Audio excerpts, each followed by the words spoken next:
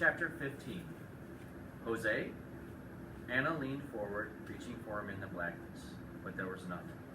Right away, she found out why. The conveyor belt dropped away from under her bottom, and she fell.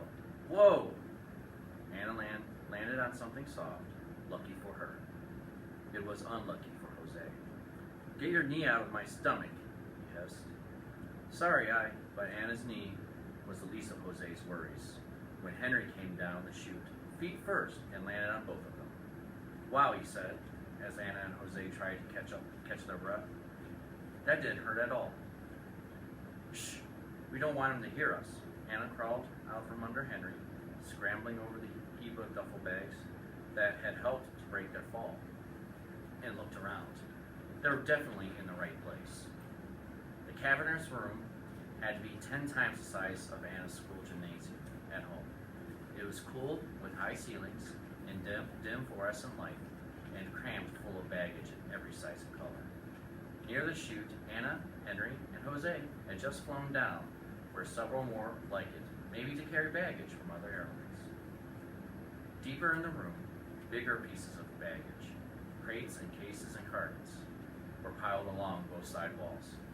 The not-so-gigantic pieces, suitcases and backpacks, smaller cartons, and kids' car seats, lined a conveyor belt that snaked through the center of the room, twisting over on itself and looping around. It climbed hills, plunged down again, a giant roller coaster for suitcases. In the shadowy light, way across the room, the belt split into several different tracks that disappeared into holes in the far wall. The conveyor belt wasn't moving, though, and there wasn't a single baggage worker to be found. Doesn't anybody work here? Henry whispered. Maybe they're all on break since no flights are leaving, Anna said. She looked around. So now what? These bags must be headed all over the country, all over the world even. We need to find the ones for a flight to Vermont. That's where Hammurabi would be, wouldn't it? And I bet that's where Sedan will have ended up, I wonder. Shh. Henry shoved her head down and pulled a big red duffel bag over the top of her. She started to push it off, but heard noise from the far side of the room, like someone throwing things. Anna wiggled the duffel bag to the side enough so she could see. Someone is indeed throwing suitcases out of the shadows over there. When the person stepped into the light, Anna gasped. It's him, she whispered. Snake arms sent a set of golf clubs clattering onto the belt, then paused. Anna froze, afraid he heard her, but he never looked back in their direction. He just cursed and lumbered over to the conveyor belt.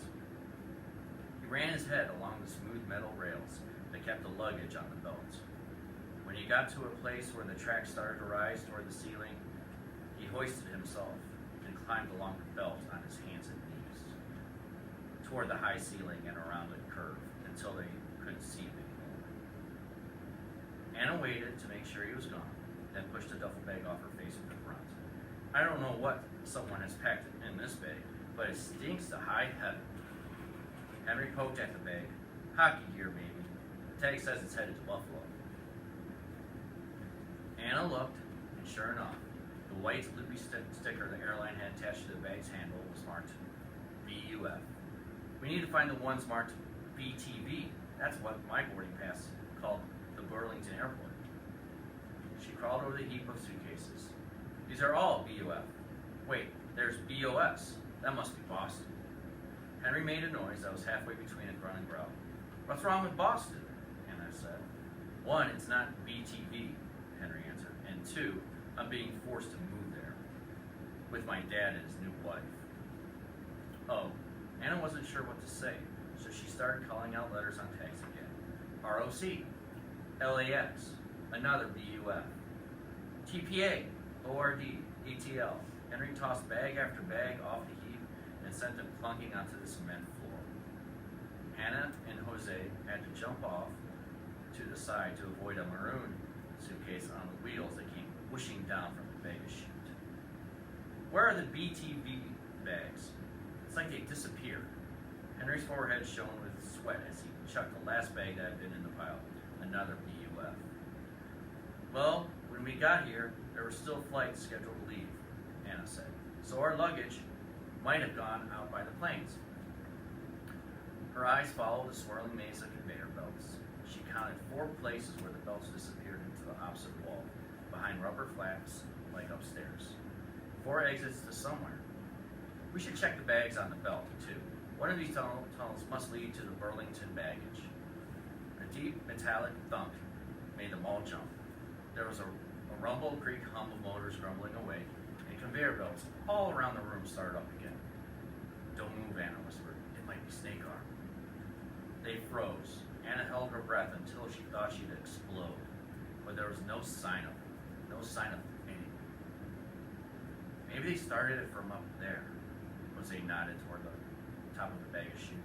Looks like more luggage. The baggage that had frozen in time chugged along past them now in a colorful suitcase parade. Well, this is easier than climbing all over them, Henry said. Spread out and we can watch for Burlington ones.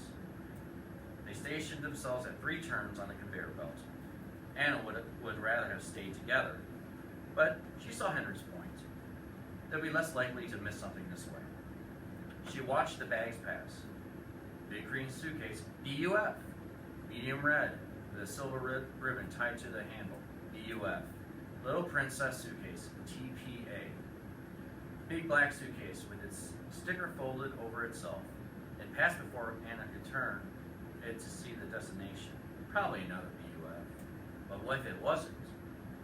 She hoisted herself up onto the belt next to a maroon BOS suitcase with wheels, then climbed over a couple of ORD duffel bags.